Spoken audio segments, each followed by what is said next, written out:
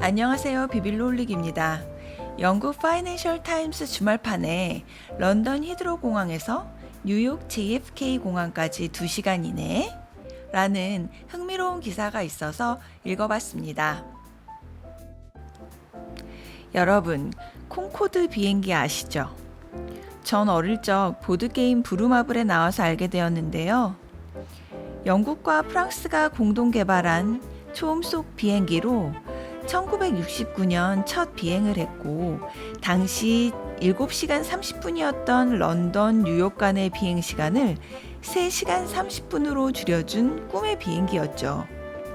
그러나 소음, 승차감, 연료비 등의 문제로 2003년 운행을 중단합니다. 이런 흑역사로 인해 콩코드 효과라는 용어가 나오게 되었는데요. 손실이 날 것을 예상하고도 지금까지의 투자가 아까워 그만두지 못하는 현상을 말한대요.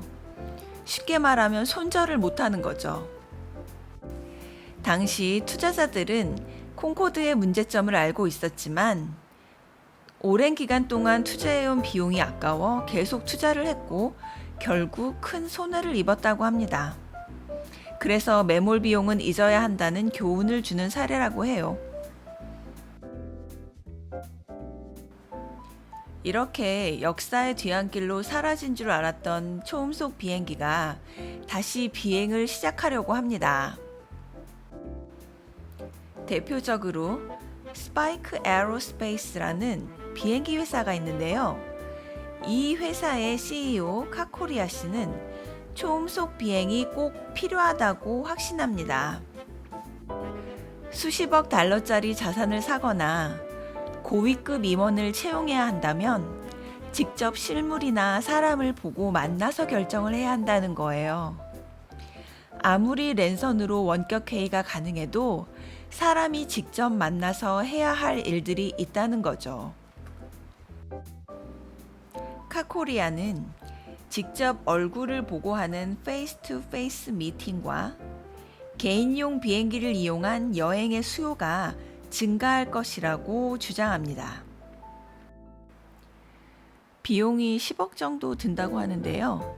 이건 완전 슈퍼 리치들의 이야기네요.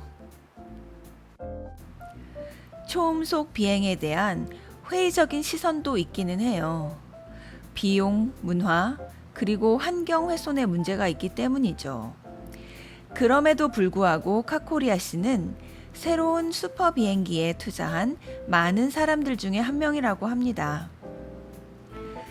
스파이크 에어로스페이스는 S512라고 하는 비행기를 만들 계획인데요. 18명을 태울 수 있고 마하 1.6의 속도로 비행할 수 있을 거라고 해요. 마하 1.6은 소리 속도의 1.6배라는 뜻이에요. 이외에도 버진 갤럭틱이라는 회사가 있는데요. 회장이 괴짜라 유명해서 저도 아는 회사예요. 예전에 모험한다고 어디 갔다가 실종돼서 뉴스에 나오고 그랬거든요. 근데 잘 살고 계시네요. 아무튼 이 버진 갤럭틱은 상용 비행기를 만들고 있대요. 이 상용 비행기는 19인승의 마하 3의 속도라는데요. 이 속도면 뉴욕에서 런던을 2시간 내에 갈 수 있다고 합니다. 배 타고 가면 일주일 걸리는 거리래요. 또 다른 회사로는 Boom Supersonics라는 곳이 있는데요. 이 회사의 Overture라는 비행기는 승객을 88명까지 태울 수 있다고 합니다. 굉장히 많은 인원이죠. 러시아의 United Aircraft Corporation은 초음속 여객기를 개발하기 위해 아랍에미레이트의 소유의 투자회사와 힘을 합쳤다고 합니다. 또한 일본의 Aerospace Exploration Agency도 초음속 제트기를 개발 중인데요. 100명이 탑승할 수 있고 마하 5의 속도로 비행해서 태평양을 2시간 내에 건널 수 있는 비행기를 개발 중이라고 해요. 하지만 아직 도전 과제가 많이 남아 있다고 합니다. 그동안 초음속 제트기 시장의 강자들 중 하나였던 에리온이라는 회사가 문을 닫았대요. 이 소식이 충격적인 것은 에리온이 AS2라는 제트 기종에 대해 112억 달러의 선주문을 받아놓은 상태였기 때문이죠. 넷젯이란 곳에서 주문을 했었고 보잉과 GE 에비에이션도 투자를 했었대요. 에리온은 투자 자금 조달 문제로 회사의 영업을 중단한다고 올해 초 밝혔다고 합니다. 과연 앞으로 초음속 여행에 대한 수요가 있을까요? 카코리아 씨는 출장, 여행 말고도 중간급 회사원들과 엔지니어들의 수요도 있을 것이라고 합니다. 만약 어떤 문제가 발생해서 엔지니어가 직접 가서 바로 고치지 않으면 하루에 1억 달러씩 손해가 발생한다고 하면 당연히 초음속 비행기를 타고 가서 고칠 것이라는 거죠. 글쎄요, 이런 케이스가 얼마나 많을지는 모르겠네요. 카코리아 씨의 주장에 따르면 그냥 멋있게 보이려고 타는 사람도 있을 거래요. 개인용 제트기는 언제나 부와 권력의 상징이었죠. 초음속 제트기는 두말할 필요 없겠죠? 과시용으로 초음속 제트기만 한 것은 없을 것 같긴 합니다. 에로인의 AS2가 1억 2천만 달러였는데요. 하나로 1,300억이요.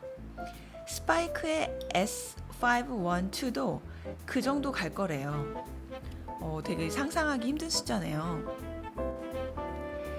현재 가장 큰 개인용 제트기는 걸프스트림사의 G700라고 하는데요.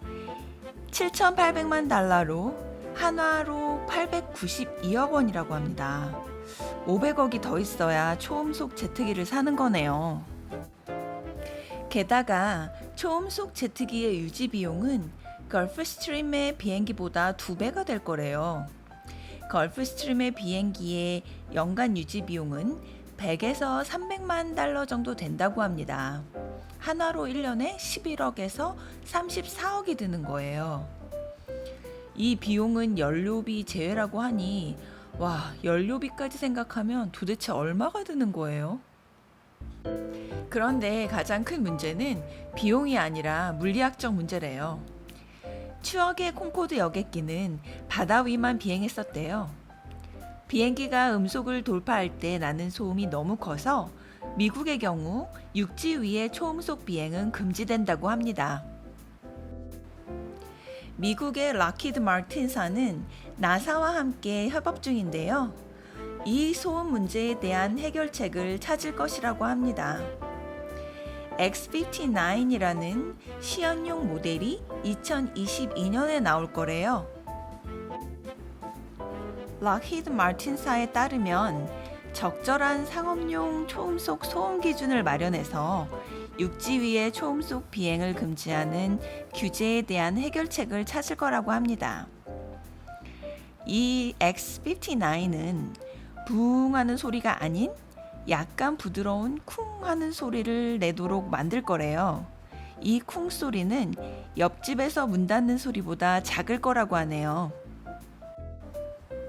미국에서 초음속 비행에 대한 규제를 없앤다면 세계에서 가장 인기 있는 하늘길이 열리는 것이라고 합니다.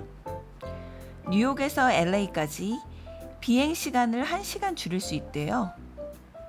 또한 미국이 선례가 되어 다른 나라들도 초음속 여행이 안전하다는 확신을 가질 수 있을 거고요. 요즘 아시아와 중동 지역에서 개인 제트기의 사용이 빠르게 증가하고 있다고 해요. 스파이크사의 S512의 경우 비행기 외부와 내부의 소음을 줄이기 위해 창문 없이 디자인했다고 합니다. 창문이 없는 대신 LCD 스크린을 달아서 그 화면으로 영상을 보여주거나 비행기 외부 하늘을 보여준대요. 하지만 초음속 비행기를 만드는 것이 단순히 소음 줄이기에 관한 것은 아니래요. 개인용 비행기가 탄소 발자국을 많이 남긴다고 이미 비판받고 있는데요. 고위 임원들이 점심 약속을 위해 초음속 비행기를 타고 두바이로 날아간다면 얼마나 비판이 많겠어요. 초음속 비행업계는 이미 이런 비판을 예상하고 탄소 배출을 줄이는 방향으로 진행할 거라고 약속합니다. 그러니까 이게 미래형이에요. 현재형이 아니고. 그러니까 이제까지 만들어진 비행기들은 어쩔 수 없이 탄소 배출을 많이 한다는 이야기죠. 스파이크사는 앞으로 하이브리드형 모델과 액체 수소 모델을 개발할 예정이고요. 버진 갤럭틱은 롤스로이스사와 콜라보레이션으로 최첨단 지속 가능한 항공 연료를 사용할 거래요. 이 연료가 뭔지 궁금해지네요. 앞서 나왔던 붐 슈퍼소닉사는 빠르면 2029년에 자사의 비행기 어버처가 상용 항로로 비행할 것이라고 하는데요. 미국 항공사인 유나이티드 에어라인스가 붐 슈퍼소닉으로부터 15대의 초음속 제트기를 구매하기로 계약했다고 합니다. 붐 슈퍼소닉의 창립자이자 CEO인 블레이크 숄은 대형 보잉기와 에어버스들이 오래되어 은퇴를 하면서 틈새 시장이 나타나기 시작했다고 합니다. 숄 씨의 말에 따르면 길고 힘든 비행에 대한 사람들의 인내심이 바닥이 났대요. 출장으로 인한 여행 수요는 금방 돌아오기 힘들겠지만 순수 여행 수요는 금방 회복될 거라네요. 여행이나 연애를 줌으로 하고 싶은 사람은 없으니까요.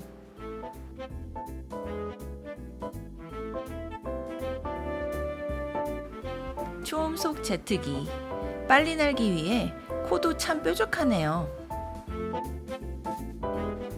제 생활과 직접적인 관련은 없는 분야의 기사였지만 새로운 사실들을 알게 돼서 재밌는 시간이었습니다.